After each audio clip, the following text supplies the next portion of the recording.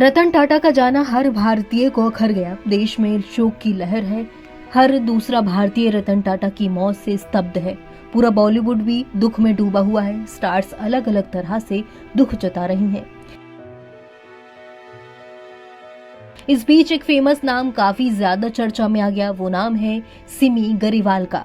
1970 और 1980 का वो दशक था जब रतन टाटा को सिमी गरेवाल से प्यार हो गया था। टाटा सिमी से शादी भी करना चाहते थे, लेकिन स्क्रीन पर छाए रहने वाली बॉलीवुड की मशहूर एक्ट्रेस सिमी गरेवाल से उनकी शादी नहीं हो सकी। सिमी ने इस बात को स्वीकार भी किया। आज रतन टाटा के निधन के बाद एक्ट्रेस टूट गईं। सिमी गरेवाल ने टाटा की रुखसती पर श्रद्धांजलि दी।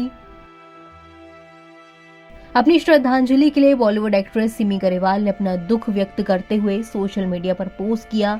उन्होंने अपने famous talk show with Simi Garewal Tata के साथ अपनी पुरानी तस्वीर शेयर की और लिखा, वो कहते हैं कि तुम चले गए, तुम्हारा चले जाना सहन करना बहुत कठिन है, बहुत कठिन है।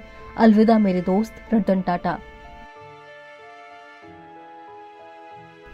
सिमी गरेवाल ने 2011 के एक इंटरव्यू में रतन टाटा के साथ अपने रिश्ते के बारे में खुलकर बात की थी।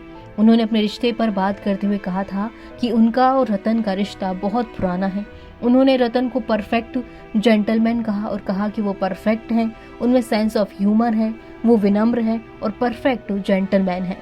पैसा कभी भी उनकी प्रेरणा शक्ति नहीं रहा। वो भारत में उतने सहज नहीं हैं जितना विदेश में है। ऐसा कहा जाता है कि रतन और सिमी के बीच एक प्रतिबद्ध रिश्ता था, लेकिन दुख की बात ये है कि शादी के बिना ही वो खत्म भी हो गया। उन्होंने शादी करने की प्लानिंग की थी, लेकिन किस्मत उनके पक्ष में नहीं थी। आखिर में सिमी ने दिल्ली में जन्मे चुन्नामल वंश के कुलीन रवि मोहन से शादी कर ली। हालांकि 1979 में वो दोनों अलग हो गए, लेकिन इसके बाद भी रतन टाटा के साथ उनकी दोस्ती सालों तक रही।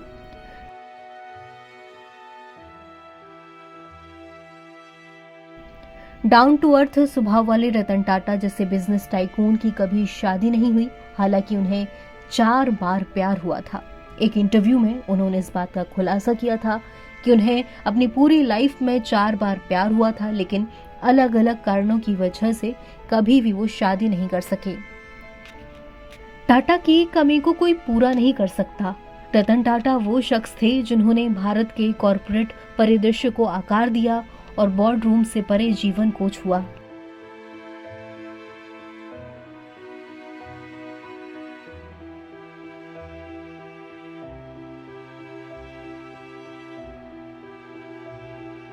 आज वो हम सबके बीच नहीं है और उनकी क्षति पूरे देश को महसूस हो रही है। उनका जाना पूरे देश का एक नुकसान है और इस बात को देश के बड़े से बड़े राजनेता, सरकारें सभी समझते हैं। अमित शाह भी रतन टाटा के अंतिम दर्शन करने के लिए पहुंच रहे हैं। एनबीटी ऑनलाइन की रिपोर्ट।